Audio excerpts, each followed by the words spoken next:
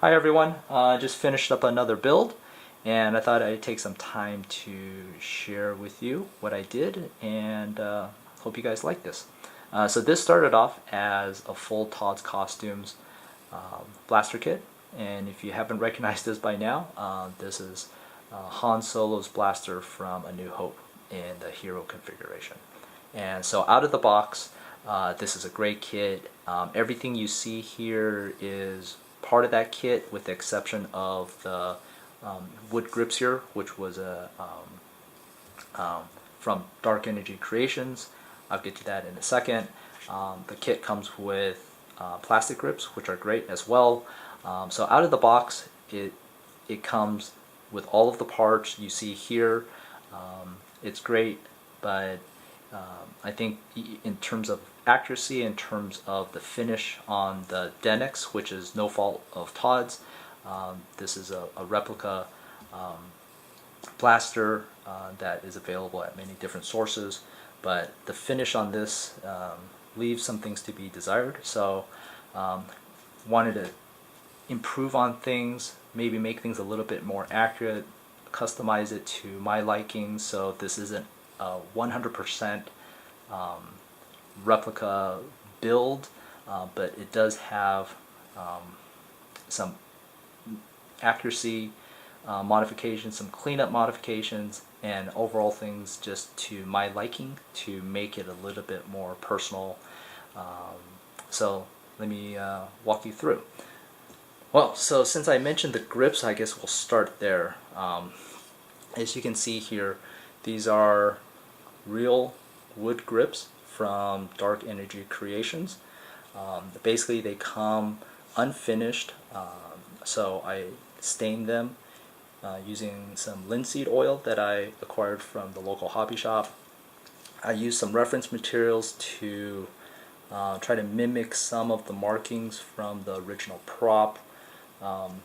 These little bits here are really bright brass as they come, so I weathered them a little bit using Birchwood KC brass black, and then the screw itself, you can see on the other side,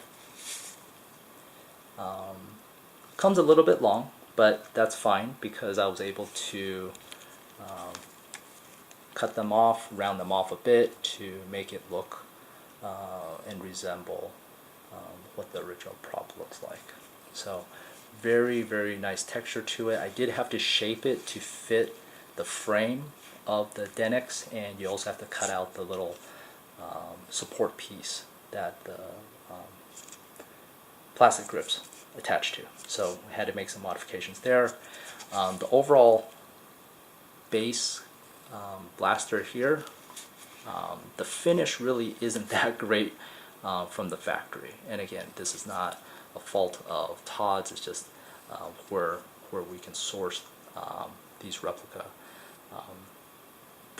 from, these days. But basically I stripped everything down to the bare metal and cleaned up all of the lines. I'll walk you through a little bit as we go through, and then refinished everything with Birchwood KC aluminum black. And how I did that was, once it was all stripped down, used the heat gun, worked in small sections at a time, heated it up so that it was still warm to the touch, not too hot, and went through 2 rounds, 2 passes of aluminum black, rinsed it off, dried it off, reheated, another pass of aluminum black, and then afterwards rinsed it, dried it, and then put a layer of oil over it. And I think the finish is dramatically improved from the base Denix. So let's see what we've done. This particular model, I actually acquired this kit in March of 2017, and Denix had updated their blaster already. So the logo here was already removed, so we didn't have to sand that off. It did have a made in Spain imprint logo here, which I filled with JB Weld painted and tried to blend it in as much as possible with the aluminum black. So that way you don't see any imprints there. I think that came out pretty good. And then what I did was opened up the grip spacing here a little bit. Pinches the fingers as you hold it. Reshaped the trigger. See there, just to make it a little bit more sleek. There you go. Cleaned up all the cast lines, the edges as much as possible. A lot of the knurling I tried to define a little bit more using some triangular needle files. The hammer here, you can see I've reshaped it quite a bit. There was this kind of bump on the top here, but tried to flatten it out a little bit. Cleaned up the knurling here as well.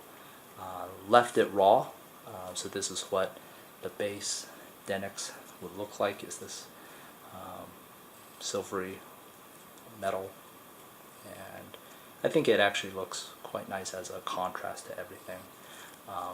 This is functional in the sense that I can pull the trigger, cock it,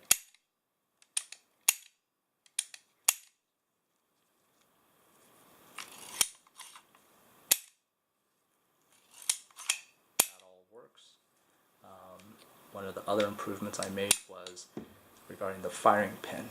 And so normally what you like to do is there's a nub that sticks out, and you would want to kind of shave it down a little to have this kind of sleek profile, because otherwise this would stick out like that. But because I haven't decided yet if I will do electronics or not, and I wanted the firing pin to be removable, so what I ended up doing was making my own firing pin out of some 832 threaded rod and some other pieces here. I'll put some details in the description, so I have it written down somewhere, but basically it's threaded and I can remove that whenever I want, so that makes it kind of nice.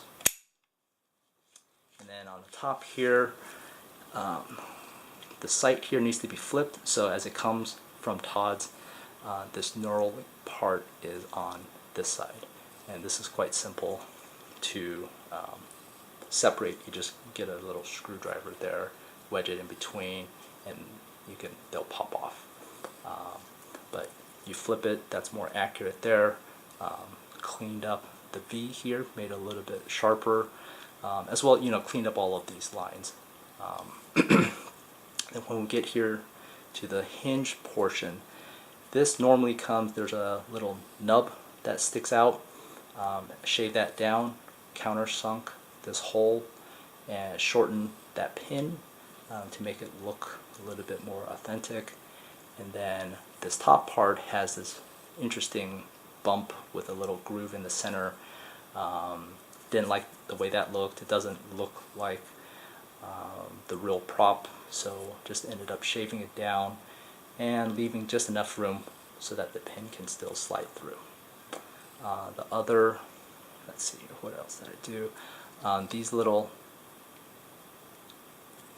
cutouts there are not there as part of the kit, but they are there as part of the prop, so just use my trusty Dremel and one of the grinding attachments that looks like a little ball, and grinded out those little details there.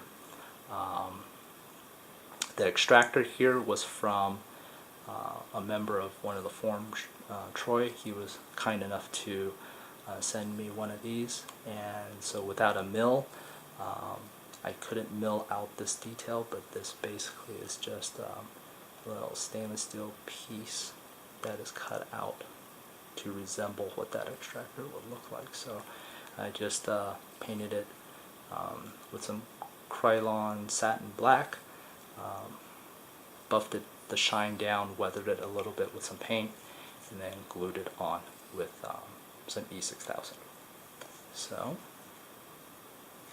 and then these greavellies are part of Todd's kit. I just reused, so no modification there and no modification here. So let's move to the other side. Alright, so the scope and the scope mount. Let's see, where did we start here? So as far as I can tell, this scope from Todd's is one of the better replicas out there. So we'll just kind of see some detail. And so this comes as a nice shiny black scope, but that doesn't really resemble any sort of real world wear. So I was able to knock down the finish with some the gray scrubbing pads from 3M. It's the ultra fine version, and with some oil. So that kind of dulled the finish down without leaving a bunch of scratches.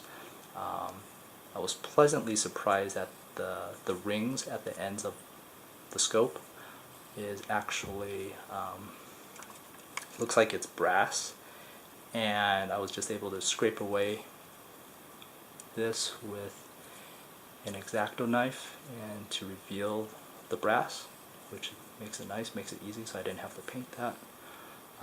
Used some reference photos, saw generally where the wear and the scratches were, so try to mimic that all throughout. And this is a functioning knob in the sense that it does rotate, so that's an added benefit. Did some weathering here, and the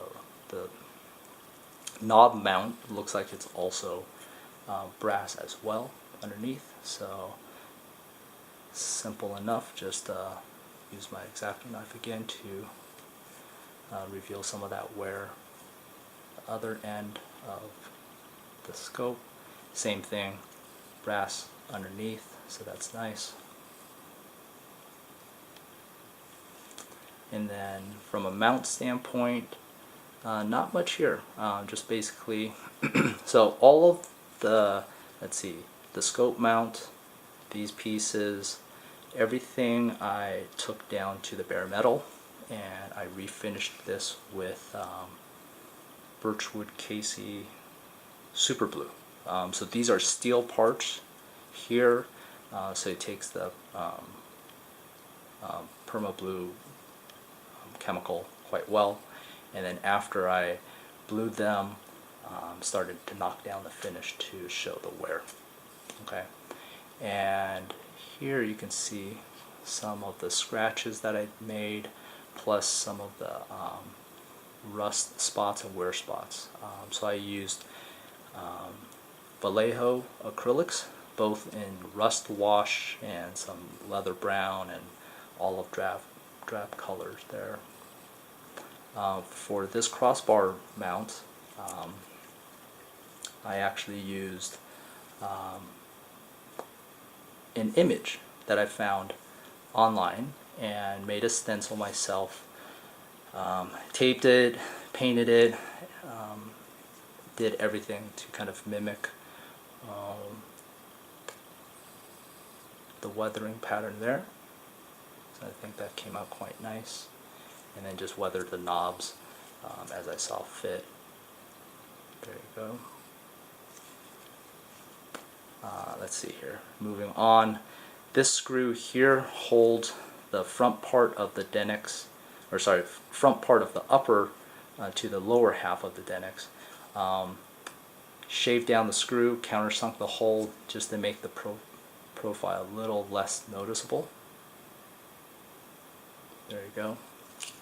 And then when we get to the flash hider here, I don't know if you could tell on camera, but there's a few different shades of color. So what I did here was I stripped off all of the stock black bluing that it comes with. Basically took a propane torch, nozzle this way, and fired it for probably a good 3, 4, 5 minutes, and you'll start to see all of the colors change. And so I thought, well, you know what, it's a cool idea I read about on the RPF. I figured, hey, you know, let's try it out. Worst case, if I didn't like it, I could try to take it down, re-blue it. But I kind of like the color so far. So I decided to keep it for now. And I don't know if things will change later on, but so far I'm quite happy with it. And that's really pretty much it. I mean, you know, I started working on this November of last year and finished up a couple days ago. Spent some time on the weekends at night to finish this up. This is my first blaster build, so I actually learned a lot. I really enjoyed this, but there you have it. So let's just do a couple more shots here.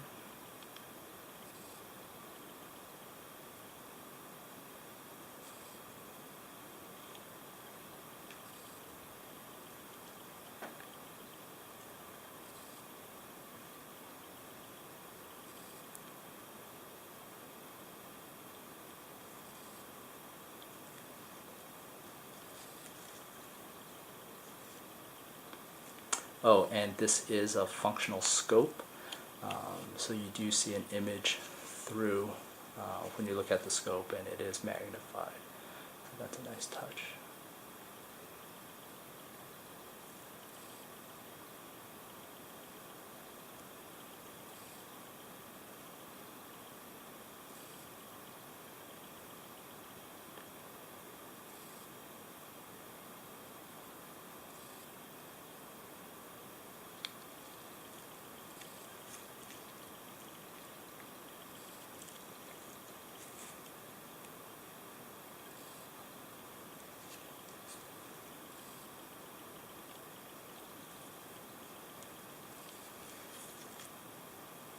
Okay, there I have it.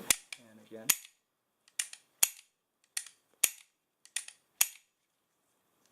functional in the sense that it makes it all feel like it's real, but there you go.